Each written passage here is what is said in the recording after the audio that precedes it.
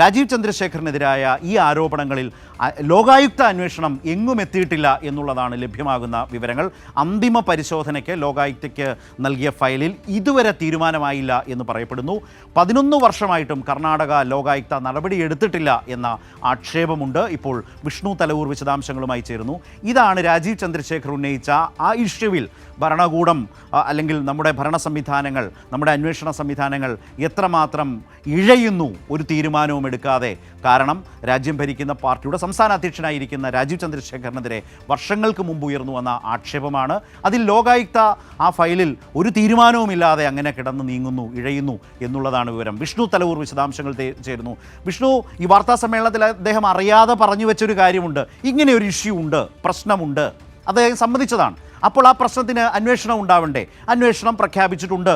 ലോകായുക്ത അന്വേഷണം എന്നുള്ളതാണോ നോക്കിയാൽ മനസ്സിലാവുന്നത്? പക്ഷേ അന്വേഷണം എങ്ങുമെത്താതെ ഒരു പതിറ്റാണ്ടിനപ്പുറം നിൽക്കുകയാണോ? തീർച്ചയായിട്ടും അത്രയാണ്. കഴിഞ്ഞ 2013 അന്ന് മുഖ്യമന്ത്രിയായിരുന്ന സിദ്ധരാമയ്യ ഈ ഒരു വിഷയം ചൂണ്ടിക്കാട്ടുന്നത്. അതായത് BPL കമ്പനിക്ക് ഭൂമി നൽകിയതിൽ വലിയ അഴിമതി നടന്നിട്ടുണ്ട് എന്നതടക്കമുള്ള ആരോപണങ്ങൾ അന്ന് സിദ്ധരാമയ്യ ചൂണ്ടിക്കാട്ടുകയും അന്വേഷണത്തിന് ഉത്തരവിടുകയും ചെയ്തിരുന്നു. പിന്നീടാണ് ലോകായുക്ത അന്വേഷണം 2014 ഏറ്റെടുക്കുന്നത്.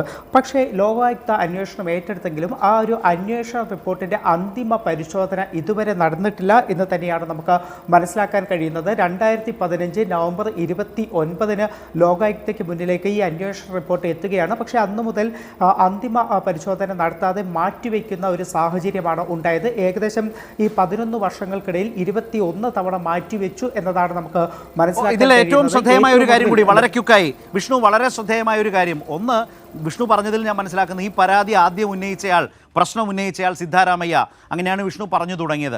അതേ സിദ്ധാരാമയ്യ അല്ലേ ഇപ്പോൾ കർണാടക മുഖ്യമന്ത്രി? കോൺഗ്രസ് പാർട്ടിയല്ലേ ഭരിക്കുന്നത്, BJP അല്ലല്ലോ ഭരിക്കുന്നത്. അപ്പോൾ ഈ ലോകായുക്ത നിരന്തരം ഈ കേസ് ഇങ്ങനെ മാറ്റിവെച്ചുകൊണ്ടിരിക്കുകയാണെങ്കിൽ അവിടുത്തെ കോൺഗ്രസ് സർക്കാരും സമാധാനം പറയണ്ടേ?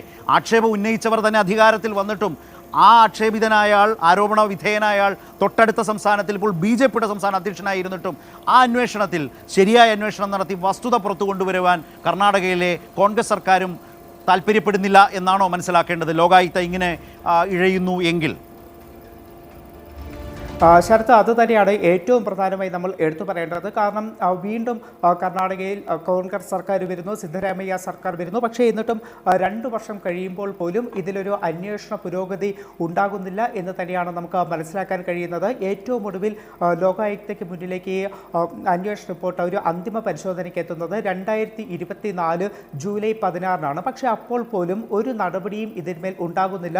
കർണാടക ഭരിക്കുന്ന കോൺഗ്രസ് സർക്കാരും ഇതിലൊരു നിലപാട് സ്വീകരിക്കുന്നില്ല, അല്ലെങ്കിൽ ഒരു നടപടിയെടുക്കാൻ തയ്യാറാകുന്നില്ല എന്ന് തന്നെയാണ് നമുക്ക് മനസ്സിലാക്കാൻ കഴിയുന്നത്. അതോടൊപ്പം 2017 മറ്റൊരു പരാതിയും ലോകായുക്തയ്ക്ക് മുന്നിലേക്ക് എത്തിയിരുന്നു. അത് കർഷകർ നൽകിയ പരാതിയാണ് ലോകായുക്തയ്ക്ക് മുന്നിലുള്ളത്.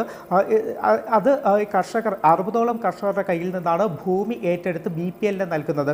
പക്ഷേ ആ ഭൂമിയിൽ ഒരു തരത്തിലുള്ള വികസന പ്രവർത്തനങ്ങളോ ഒന്നും തന്നെ നടത്തിയിട്ടില്ല എന്നതടക്കം ആരോപിച്ചുകൊണ്ടായിരുന്നു സോംപൂരിലുള്ള കർഷകർ ലോകായുക്തയ്ക്ക് മുന്നിൽ പരാതി നൽകിയത്. ആ പരാതിയിലും ഒരു നടപടിയും ഉണ്ടായിട്ടില്ല. അതോടൊപ്പം നമുക്ക് എടുത്തു പറയേണ്ട മറ്റൊരു കാര്യം കൂടിയുണ്ട്. അതായത് BPL ഇന്നലെ ഒരു വിശദീകരണം നൽകിയിരുന്നു. 2003 സുപ്രീം കോടതി ഈ വിഷയത്തിൽ ക്ലീൻ ചിറ്റ് എന്ന ഒരു വിശദീകരണമാണ് നൽകിയത്. പക്ഷേ ആ വിശദീകരണം എന്ന് പറയുന്നത് നേരത്തെ സുപ്രീം കോടതിക്ക് മുന്നിൽ അന്നുണ്ടായിരുന്ന case Karnataka industrial area development board BPLന് നൽകിയ ഭൂമി അത് അനധികൃതമായിട്ട് നൽകി എന്നതായിരുന്നു പരാതി. ആ പരാതിയിലാണ് കർണാടക ഹൈക്കോടതിയുടെ വിധി സുപ്രീം കോടതി റദ്ദ് ചെയ്യുന്നത്. പക്ഷേ ഇപ്പോൾ വന്നിരിക്കുന്ന അഴിമതി എന്ന് പറയുന്നത് പിന്നീട് ഈ സുപ്രീം കോടതി ഉത്തരവ് 2003 വരുന്നു. 2011 മുതൽ വ്യാവസായിക ആവശ്യത്തിന് നൽകിയ ഭൂമി 500 കോടിയോളം രൂപയ്ക്ക് മറിച്ചു വിറ്റു എന്ന കുംഭകോണ പരാതിയാണ് നിലവിലുള്ളത്. അതിനെയാണ് 2003 സുപ്രീം കോടതി ഉത്തരവ് കൊണ്ട് ന്യായീകരിക്കാൻ ശ്രമിക്കുന്നത്. ശരത്, പക്ഷേ ഈ വാർത്താ സമ്മേളനത്തിൽ അങ്ങനെ പോലും വിശദീകരിക്കാൻ അദ്ദേഹം തയ്യാറായില്ല എന്നതുകൂടിയുണ്ട്.